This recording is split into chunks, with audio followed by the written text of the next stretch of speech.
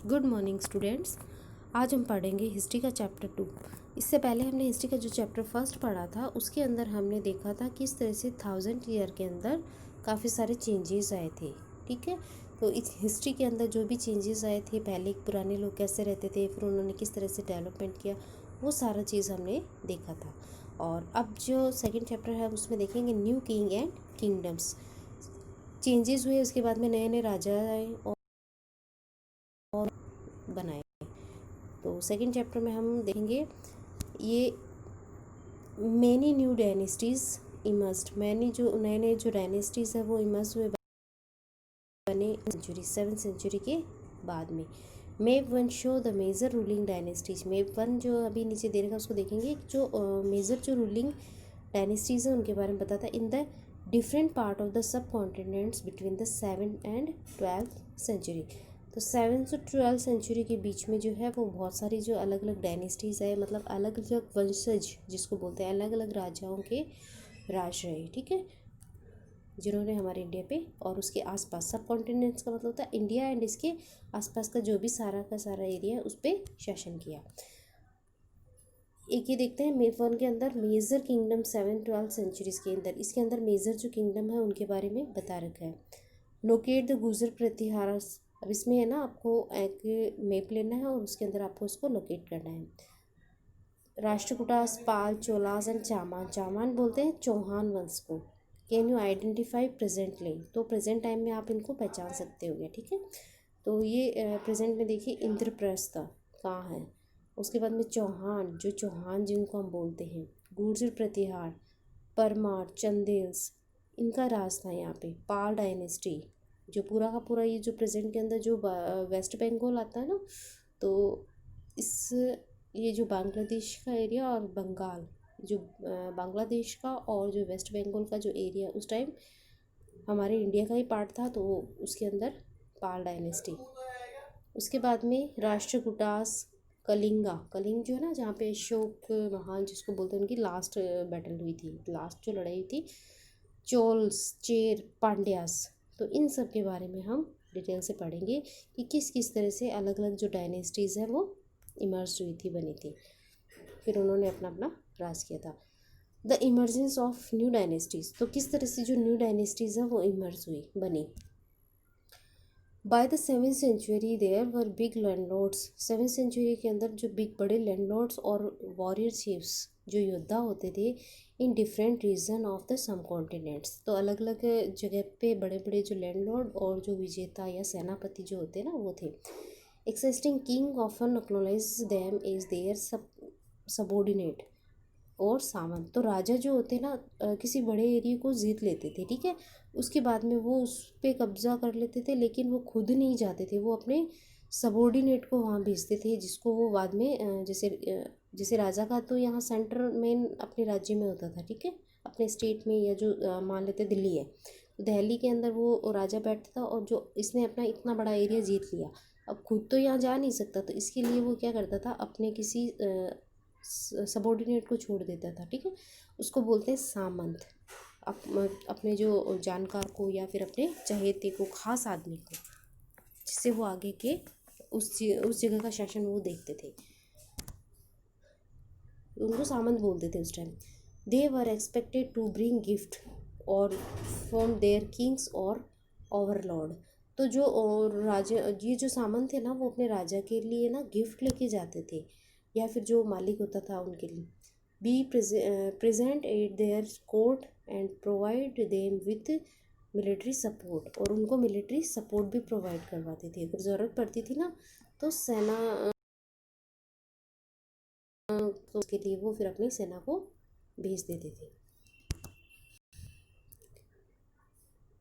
ए सामंत्स gain power, सामंत जो है उनकी जो पावर होती है वो बढ़ने लगी, एंड वेल्थ, और उनके जो पास है ना संपत्ति भी बढ़ने लग गई, क्योंकि उस एरिया का फिर वही मैनेजमेंट करते थे, तो सारा का सारा पावर उनके पास आ जाता था, तो उनसे वो फिर खूब उनके पास धन भी होने लग गया और उनके पास पावर भी होने लगे। दे डिक्लेयर देमसेल्फ, जब वो और ज़्यादा पावरफुल हो जाते थे तो महासामंत बन जाते थे, मतलब अपने आप को महासामंत बोल देते थे, या फिर महामंडलेश्वर, महामंडलेश्वर मतलब खुद को ही बोलने लग जाते थे। जैसे महामंडलेश्वर का मतलब होता है great Lord of the circle और रीजन, मतलब उस एरिया के वो ग्रेट लॉर्ड थे, मतलब राजा के बाद में उनकी पावर ज़्यादा होती थी, तो अपने आप को पावरफुल मानने लग जाते थे वो। As so on sometimes they asserted their independence from their और कभी कभी वो है ना अपने आपको अपने जो मालिक होते हैं या तो राजा या फिर इनसे ऊपर वाला जो लैंडलॉर्ड होता था उससे वो अपने आप को इंडिपेंडेंट कर देते, आज़ाद घोषित कर देते थे और फिर वो अपने आप को उस एरिया का राजा मान लेते। वन सच इंस्टेंस, इसी तरह की घटना was that of the Rashtrakutas in Deccan. Deccan के अंदर जो है ना राष्ट्रकूट के साथ में ऐसी घटना हुई थी। डेक्कन जो हम ऊपर वेब पे देखते हैं डेक्कन एरिया कौन सा आता है, ठीक है, तो ये जो है राष्ट्रकूटास, ठीक है, तो ये जो एरिया है ना मिड का सेंट्रल इंडिया के जो है ना राष्ट्रकूटास है ये, तो राष्ट्रकूटास के साथ में डेक्कन के प्लेट्यू फेमस है, ठीक है। तो राष्ट्रकूटास के साथ में इस तरह का इंसिडेंट हुआ था। Intently they were subordinate to the Chalukya, वो क्या थे, चालुक्यों के सबॉर्डिनेट थे ऑफ कर्नाटका। कर्नाटक के अंदर जो चालुक्य का डायनेस्टी थी ना, तो राष्ट्रकूट उनके सबॉर्डिनेट थे। In the mid 18th century, 8th century के मिड में दंती दुर्ग राष्ट्रकूट के चीफ था, जिसने मतलब राष्ट्रकूट जो था ना उसके चीफ या फिर उसको बोल देते हैं मुखिया वही थे, दंती दुर्ग। तो overthrew the Chalukya overlord and perform a ritual called, और उन्होंने क्या किया, जो चालुक्य के जो उनके ऊपर जो चालुक्य के हेड थे ना उनको उसने हटा दिया और एक रिचुअल, रिचुअल का मतलब होता है यज्ञ करवाना, एक यज्ञ करवाया जिसको बोलते हैं हिरण्य गर्भ, ठीक है, एक यज्ञ करवाया और लिटरली द गोल्डन वोम, मतलब सोने के गर्भ से पैदा हुआ ऐसे बोलते हैं, ठीक है। तो उन्होंने हिरण्य गर्भ नाम से जो यज्ञ धार्मिक अनुष्ठान करवाया। When this ritual was perform with the help of Brahmanas, और इसको बहुत सारे ब्राह्मण ने मिलके यज्ञ संपन्न करवाया। It was throw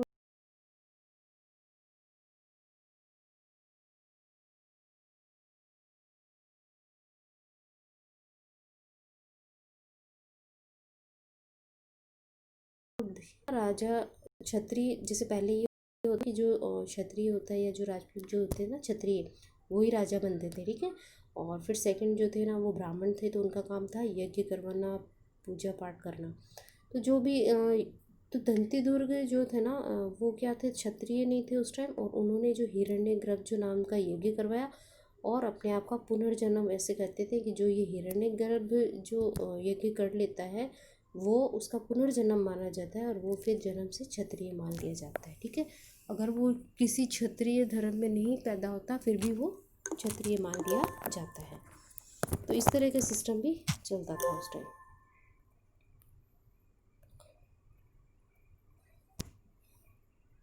in other cases, दूसरे केसेस के अंदर men from enterprising families use their military skill to carve out kingdoms, for instance Kadamba, ठीक है। तो कभी कभी क्या होते हैं कि जो फैमिली जो होते हैं ना कोई भी जो फैमिली होती है वो मिलिट्री की स्किल ले लेती है, उसके बाद में वो किंगडम बना लेती है, ठीक है।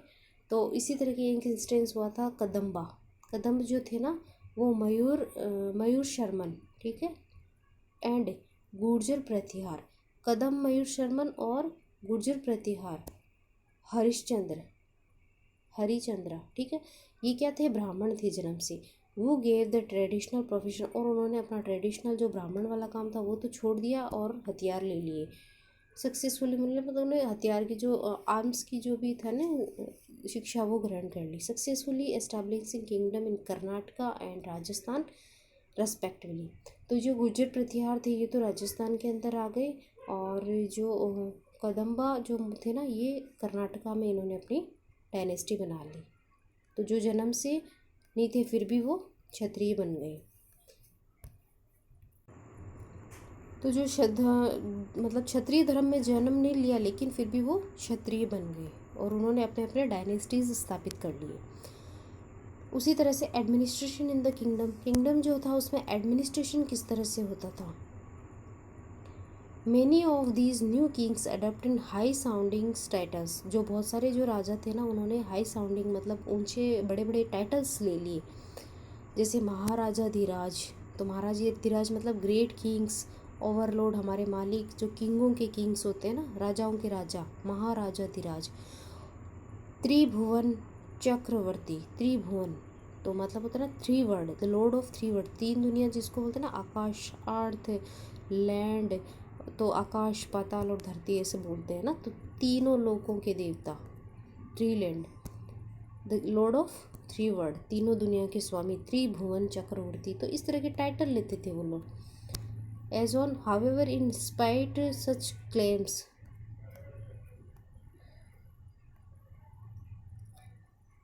they often shared power with their samantas as well with the associates of peasants,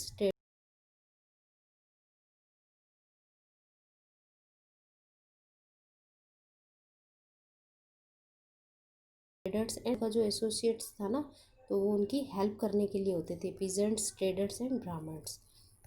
in each of these state resources were obtain from the producers. अब उनको रिसोर्सेज कैसे मिलते थे, मतलब जो भी उनको एडमिनिस्ट्रेशन चलाना होता है उसके लिए उनको रिसोर्सेज चाहिए थे।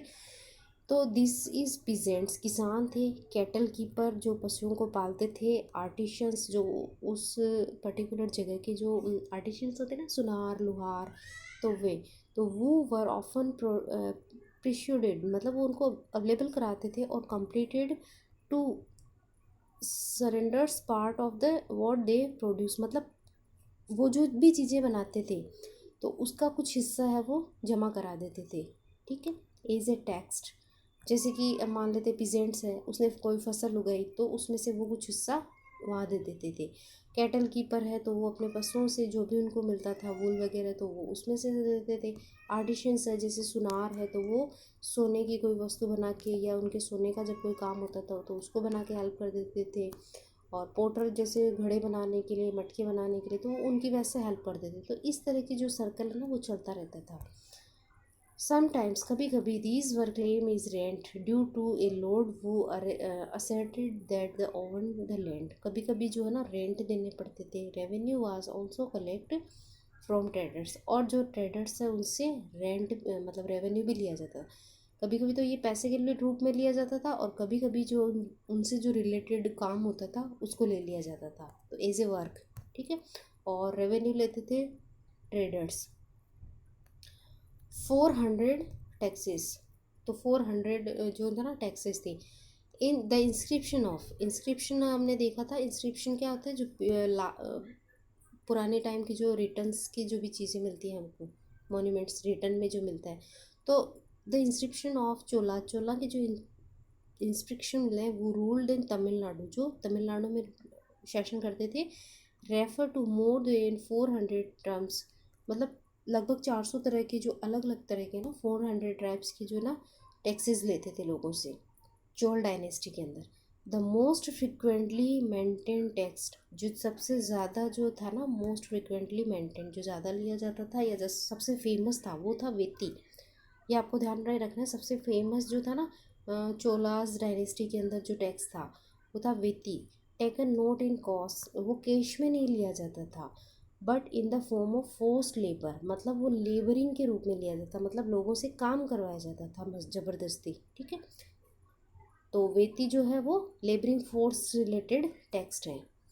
उसके बाद में है कदम्बी, कदम्बई, तो ये जो था ना इसको लैंड रेवेन्यू बोलते हैं, ज़मीन से जो भी कुछ चीज़ें होती थी उनसे रिलेटेड रेवेन्यू लेते थे वो। तो ये दो तरह के मेन है, उस वैसे बाकी तो 400 टाइप के हैं बट मेन ये दो दिखा रखे हैं इसमें, ये आपको ध्यान में रखना है कि वेती क्या होता है और कदम में क्या होता है। तो वेती और कदम में दोनों ही जो है वो एक टाइप की टैक्सेस है।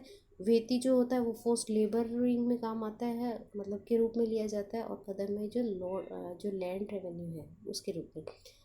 There were also taxes on thatching the house, अब जैसे कोई घर बनाने पे भी टैक्स लिया जाता था। Use on ladder to climb palm trees, palm tree पे चढ़ने के लिए जो सीढ़ी लगाते हैं उसके लिए भी मतलब अनबिलीवेबल अजीब अजीब से टैक्सेस लगाए थे। तो क्योंकि 400 ड्रम्स लगे थे, लगभग 400 तरह के टैक्स थे, तो क्या क्या लगाते, जो मर्जी थी उसी तरह का टैक्स लगा दिया। एक case of succession on family property, family जो प्रॉपर्टी होती है उसके ऊपर भी तो अलग अलग तरह की टैक्स लगते थे, बस ये ध्यान रखना। चोल डायनेस्टी के अंदर 400 टाइप के टैक्स लगते थे चोल डायनेस्टी के अंदर। These resources were used to finance the king's established। अब ये जो पैसे आते हैं ना टैक्स के, इसके क्या काम करते थे, ये जो किंग होता राजा, उसकी जो पोजीशन है उसके लिए लगाए जाते थे, ठीक है, जिससे उसकी जो फाइनेंशियल कंडीशन अच्छी हो। As well as for the constructions of temple, मंदिर बनाने पे, एंड फोर्ट, महलों बनाने पे भी वो पैसा खर्च किया जाता था। They were also use to fight wars, और लड़ाई जब होती थी तो उसमें भी पैसे लगते थे। Which were in turn expected to lead to acquisitions of wealth in the form of plunder and across in the land as well the trade routes। तो ट्रेड रूट्स जो होते थे उन पे भी टैक्स लगते थे, ठीक है। तो अलग अलग तरह से जो पैसा लेते थे और उसको यूज़ करते थे। The functionaries for collecting revenue were generally recruited for influential families। तो जो रिक्वेरेंट मतलब जो रेवेन्यू कलेक्शन का जो काम था ना, तो वो उनसे जो रिलेटेड जो लोग थे ना, फैमिली मेम्बर, उनके काम करना होता था। And position were often hereditary, और जैसे कि पहले एक जना वो काम कर रहा है, फिर उन्हीं के जो परिवार के बच्चे होते हैं ना, तो वही उस काम को आगे करेंगे, तो ये होता है हेरिडिटरी, ठीक है, एक ही परिवार से संबंधित होते हैं वो सारे। This was true about as well in cases. तो आर्मी में भी यही होता है, जैसे सेनापति है तो उससे रिलेटेड उसका जो बच्चा होगा वो भी सेना का हेड होगा या सेना के अंदर मेन पार्ट लेगा। तो ये हेरिडिटरी या वंशानुगत जिसको बोलते हैं वो काम था। In many cases close relative of the Kings held their position, और जो किंग के जो रिलेटिव्स होते हैं ना, उनको बड़ी बड़ी जो पोस्ट होती थी वो दी जाती थी। प्रशस्ति एंड लैंड ग्रांटेड। अब प्रशस्ति क्या होती है, किसी की मतलब तारीफ़ करना, ठीक है। जो राजा थे ना, उनको उस टाइम तारीफ़ें सुनने बहुत पसंद होती थी, तो वो अपनी तारीफ़ में प्रशस्ति लिखवाते थे। प्रशस्ति content detail that may note B literally true. ये क्या होती है, पूरी तरह से ट्रू नहीं होती थी, बट दे टेल अस, वो हम क्या बताती, how rule wanted to depict themselves, मतलब वो इज वेलियंट, मतलब अपनी जो अच्छाइयाँ जो थी ना वो उसमें बताया जाती थी। राजा जो है ना वो अपनी अच्छी अच्छी चीज़ें लिखवाते थे उनमें। वैलियंट्स, विक्टोरियस वॉरियर्स, जो युद्ध जीते हुए हैं उनके बारे में लिखवाते थे। For example these were composed by learn Brahmans. अब ये कौन लिखते थे, जो शिक्षित ब्राह्मण थे वो लिखते थे। वो occasionally helped in the administration, जो ओकेजनली एडमिनिस्ट्रेशन में भी हेल्प करते थे। देखिए पहले ये होता था, क्षत्रिय जो राजा थे वो थे, उसके बाद में जो ब्राह्मण होते थे वो पुरोहित का काम करते थे। राजा का जो मेन असिस्टेंट होता था वो पुरोहित होता था, और वो सारे के सारे जो सिस्टम होते थे किस तरह से काम करना, उसमें राजा की हेल्प करते थे। तो ओकेजनली हेल्प इन एडमिनिस्ट्रेशन में ब्राह्मण आते थे, ठीक है। उनका काफ़ी सम्मानीय मतलब उनकी पोस्ट होती थी। तो वो ब्राह्मणों से लिखवाते थे अपनी जो भी प्रशस्ति होती थी। The achievement of Nagabhata, Nagabhata जो थे राजा, उसकी अचीवमेंट्स के बारे में लिखवाया गया, ठीक है। Many rulers describe their achievement in प्रशस्ति, बहुत सारे जो राजा है उन्होंने अपनी उपलब्धियाँ अचीवमेंट्स जो है वो प्रशस्ति में लिखवाए। यू रीड अबाउट द प्रशस्ति of Gupta ruler Samudragupta last year आपने जो प्रशस्ति पढ़ी थी गुप्त रूलर की, जिसमें समुद्रगुप्त की बता रखी है। समुद्रगुप्त की जो है प्रयाग प्रशस्ति जिसको बोलते हैं, ठीक है, और उन्हीं के मिनिस्टर थे हरिसेन, उन्होंने लिखी थी, ठीक है। उसी तरह से ये इसके अंदर नागभट्ट की देख रहे हैं। वन प्रशस्ति रिटन इन संस्कृत, ठीक है, संस्कृत में, and found in Gwalior Madhya Pradesh, यहाँ से ये फाउंड की गई है। Describe the exploding of Nagabhata a Pratihara king, Nagabhata जो है वो एक प्रतिहार राजा था, ठीक है।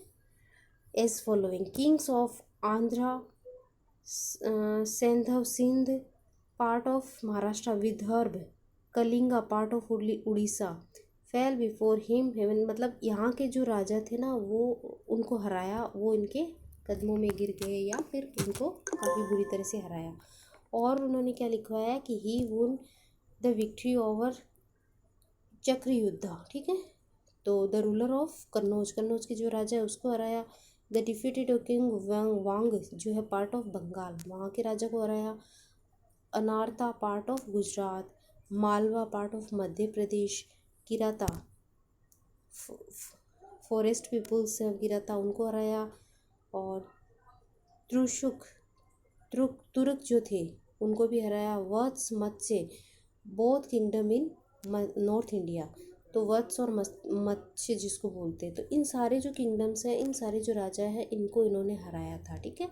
और अपना जो एरिया है उसको काफ़ी, अपनी जो डायनेस्टी है उसको पावरफुल बनाया था। तो ये नागभट्ट की अचीवमेंट लिखवाई गई है इसमें कि किस तरह से उन्होंने किया था। किंग्स ऑफन रिवार्ड, अब जो राजा थे ना रिवार्ड करते थे ब्राह्मणों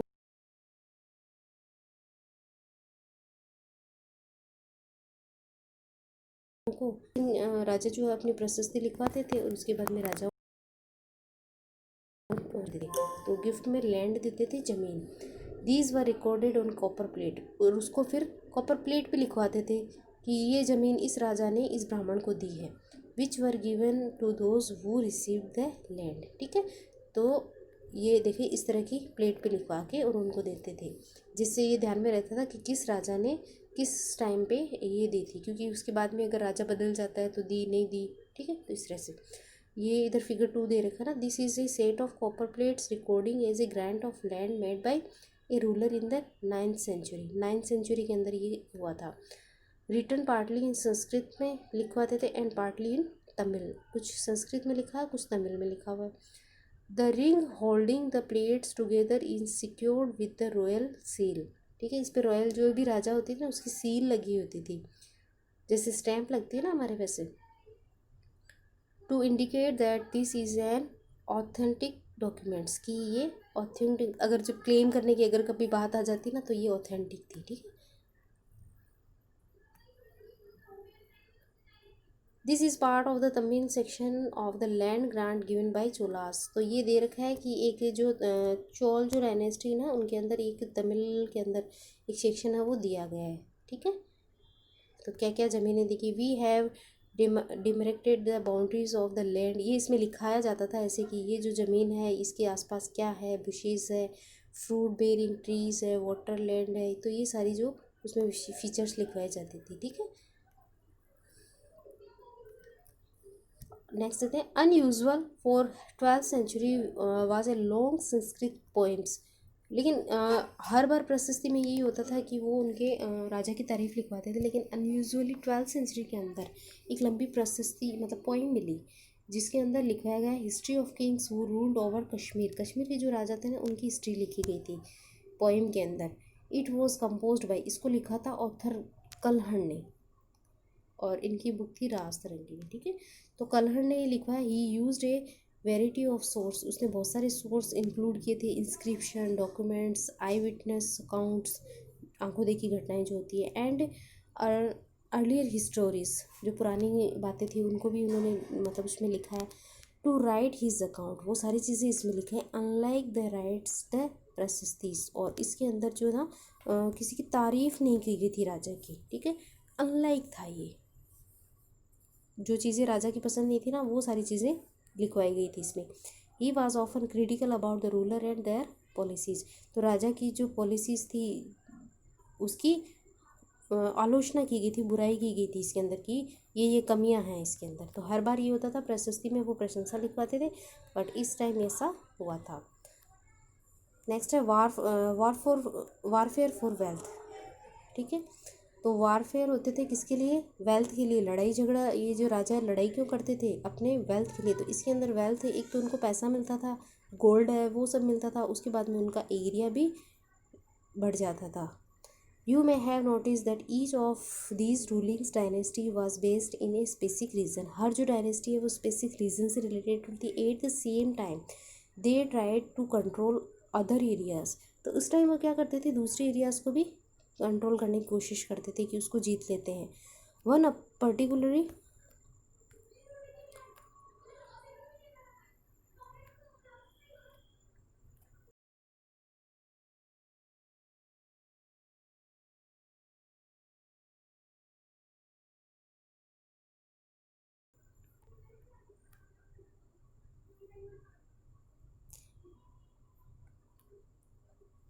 prize area was the city of Kannauj in the Ganga valley. Kannauj जो है ना वो बहुत ही फेमस एरिया था, ठीक है, कहाँ के अंदर, गंगा वैली के अंदर, गंगा की जो घाटी है ना उस टाइम का वो फेमस एरिया था। सेंचुरीज रूलर्स, शताब्दियों तक rulers belong with the Gurjara Pratihara, Rashtrakuta and Pala dynasty. इन तीनों को आपको ध्यान में रखना है कि गुर्जर प्रतिहार, राष्ट्रकूट एंड पाल डायनेस्टी थे fought for control over Kannauj. Kannauj के लिए वो कई सालों तक लड़ते रहे, because there were 3 parties in the long drawn conflict. तीनों पार्टियों के अंदर लंबे समय तक कॉन्फ्लिक्ट, लड़ाई झगड़ा होता रहा। Historian often describe in the tripartite of struggle, मतलब त्रिपक्षीय जिसको बोलते हैं, क्योंकि ट्राइपेट्रिट था, उसके अंदर तीनों जो अलग अलग 3 डायनेस्टी थी वो इस पे कन्नौज पे कब्जा करना चाहती थी, तो इन तीनों के अंदर आपस में लड़ाई होती रहती थी। As we will see 62 to 60 ruler also tried to demonstrate their power and resource by building large and temple। तो ठीक है, जो ये अपने जो एरिया को बढ़ाना चाहते थे और बड़े बड़े टेम्पल बनाना चाहते थे। So when they attacked one another, एक दूसरे पे जब ये हमला करते थे, they often choose the target temples, तो ये टेम्पल्स को टारगेट करते थे, क्योंकि टेम्पल जो उस टाइम थे ना वो बहुत ही प्रॉस्पेरियस होते थे। Which were sometime extremely rich, वो उस टाइम बहुत रिच होते थे। You will read more about chapter 5 में पढ़ेंगे। तो one of the best known is of such ruler in Sultan Mohammad Ghazni. ये इसका एक एग्जाम्पल है, मोहम्मद गजनी जो अफगानिस्तान का था। He ruled from 997 to 130। तो ये एरिया था, और वो क्या करा था, वो ना सेंट्रल एशिया को पार करते हुए हमारे इंडिया के अंदर आया, और उसने इंडिया के जो टेम्पल्स हैं उन पे हमला किया। और उसमें सबसे जो फेमस टेम्पल है सोमनाथ, जो गुजरात के अंदर है, 1025 के अंदर उसने जो सोमनाथ टेम्पल को लूटा, मतलब बहुत सारा जो धन सा सोना था वो सारा यहाँ से ले गए। Much of the wealth Mohammad carried away was used to create a splendid capital city in Ghazni. बहुत सारा वेल्थ यहाँ से ले गया, और उसने अपनी जो कैपिटल थी गजनी उसको अच्छे से बसाया, काफ़ी उसने इन्वेस्ट किया वहाँ पे। Sultan Mahmud was also interested in finding some more places. इस तरह की जो ढूंढता था जगह और उन पे हमला करता था। उसके बारे में दिखाया गया है कि स्कॉलर नेम, ये अपने साथ में एक स्कॉलर रखते थे जिसका नाम था अल बरूनी, जिसने बुक लिखी है अकाउंट द सब कॉन्टिनेंट्स के बारे में। दिस अरेबिक वर्क, मतलब इसने अरब लैंग्वेज में लिखी है, नाउन इज़ द किताब उल हिंद, ठीक है। तो ये अपने साथ जहाँ जहाँ भी जाता था अपने असिस्टेंट जो अल बरूनी उसको ले जाता था, और वहाँ पे इसने जो भी देखा उसके बारे में किताब लिखवाई। Remains an important source of historians, we consulted Sanskrit scholars to prepare this account. और इसने क्या किया, जो संस्कृत स्कॉलर्स थे उनसे डिस्कस करके इस बुक को तैयार किया था, ठीक है। तो सुल्तान जो महमूद था वो किसको लेके जाता था, अल बरूनी को, ये इसका स्कॉलर था। अदर किंग, दूसरे भी जो राजा था, इंगेज्ड इन वॉरफेयर, मतलब लड़ाई झगड़े में इंगेज रहते थे, जैसे कि चौहान, उस टाइम के जो चाहमान जिसको बोलते हैं चौहान, लेटर नाउन है चौहान, बाद में ये चौहान कहलाए। वो rule over the region around Delhi and Ajmer, ठीक है, जैसे हम दिल्ली के अंदर और अजमेर के अंदर जिसको हम पृथ्वीराज चौहान बोलते हैं ना, वैसे। They attempted the expanded their control the west and the east. तो ये अपना जो ईस्ट एंड वेस्ट के अंदर अपने पार्ट को बढ़ाने के लिए अटैक करते थे। Where they were opposed by the Chalukya of Gujarat, Gujarat के जो चालुक्य हैं उनसे लड़े थे। And Garhwal of the western Uttar Pradesh, Garhwal जो डायनेस्टी है वेस्टर्न उत्तर प्रदेश की, और जो गुजरात की चालुक्य, इनसे इन्होंने लड़ाई की थी।